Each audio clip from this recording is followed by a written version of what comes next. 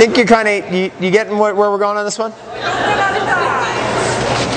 Let me pick one. Okay, Tanya's going to pick it. Okay, hold on. If you win this, it means you need coconut oil in your bedroom.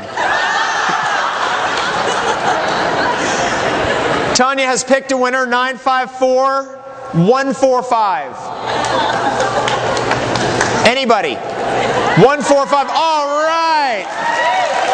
Woo!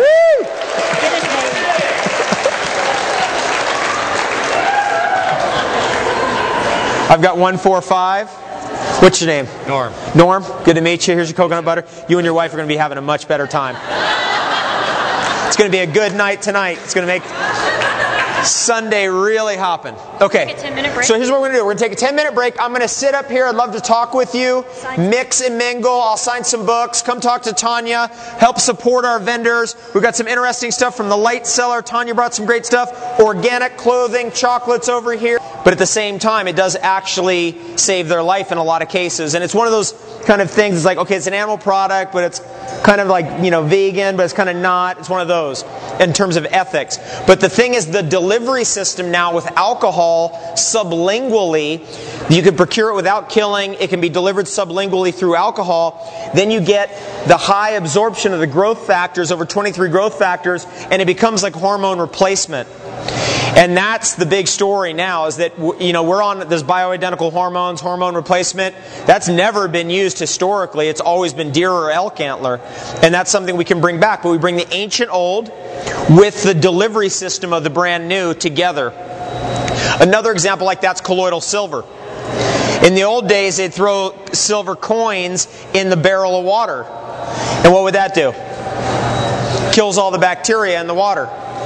Now we've got electricity, and you could literally run electricity through a silver coin or through a silver wire, and a little bit of that electricity kicks some of those silver ions into the water. All of a sudden you've got colloidal silver.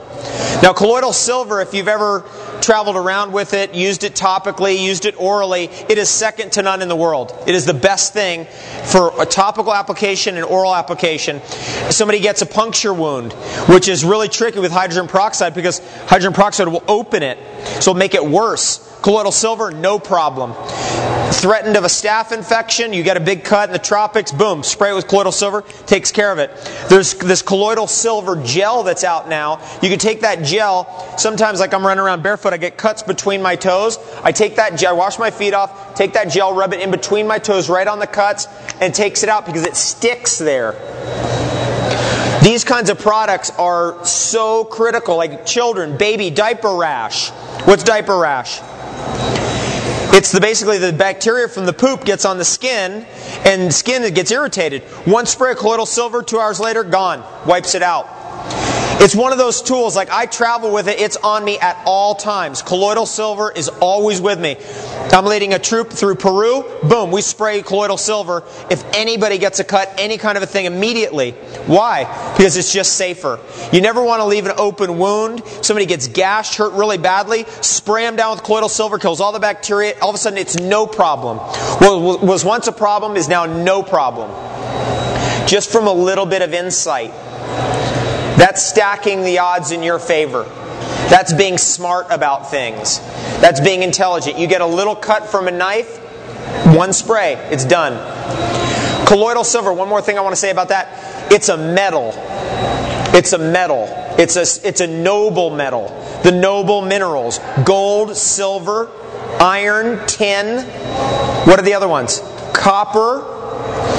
Remember, they represent the planets. Mercury and lead, the 7 sacred noble metals, all have very interesting properties and powers. The alchemists always told us that. But we don't think about that, do we? Except we drive around in iron horses. It's made out of iron. Those vehicles we drive around in. I'm flying around in airplanes. What's that made out of? It's metals, isn't it? It's metals. Metals allow us to move around. What about what's in your cell phone? What's that? It's metals. Conductive material. Now in your body, what does it do to you? Connects things up. It makes the connection happen. And that's why we've got to have our minerals in our food, and we've got to get them from really noble foods that have those noble essences in them. Wild foods, superfoods, super herbs, stuff that we know has a history. Like if I get up here and talk about astragalus, you want to talk about top 3 herbs in the world? Asparagus root, astragalus, reishi mushroom. Astragalus, the latest research on that. It's a root, Astragalus membranaceous. You can grow that right in your greenhouse. You can grow it in your backyard most of the summer here, but then you have to take it in the winter. That's what I'm doing. What does that have? In the root, there's 24 different saponin alkaloids that have medicinal properties. They've been isolating those for years and then studying those individually.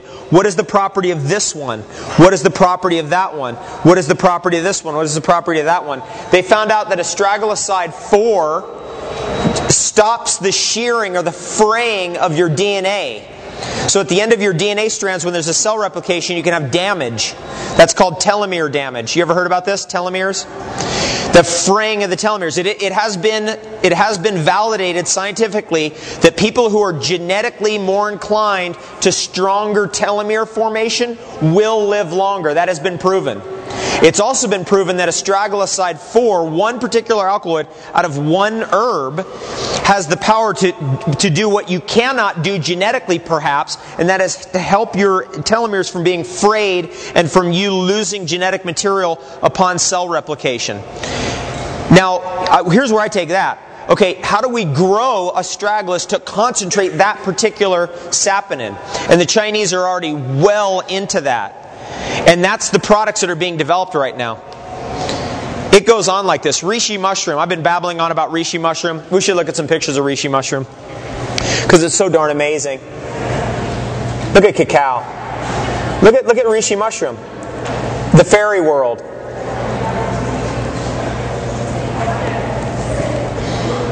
That's looking from above, looking down. And when you find it, you know it. It's lacquered shellacked red. It's lacquered shellacked purple. It's unmistakable. Reishi mushroom is the most powerful herb on your immune system in general, on average, across the population. The medicinal mushrooms are actually food for your nervous system, your joints, and your immune system specifically. So they started taking reishi mushroom spores, right? Because that's what that is. It's a little fruiting body. It's actually the sexual organ of a reishi mushroom is actually what you see there. That's the part that comes out of the tree.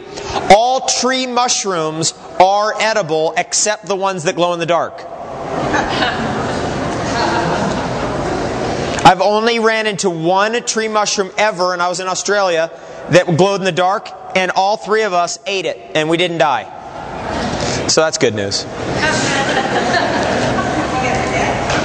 No, didn't feel anything.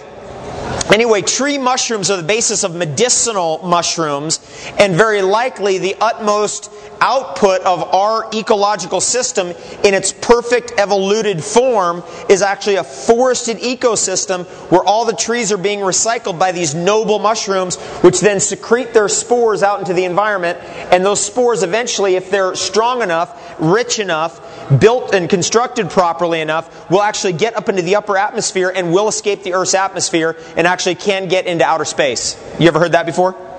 This was proven in the 50s when they started going around in the upper atmosphere, taking samples of the upper atmosphere's material and seeing if there's anything living in there. They found there was mushroom spores in the upper atmosphere, all levels of the atmosphere. So these mushrooms, these noble mushrooms, there's a lot to this story. I mean, it's a big story. The spore of reishi mushroom, depending on who you're talking to, and I talked to Ron Teagarden at Dragon Herbs about this, there's research indicating that the spore of reishi mushroom is 70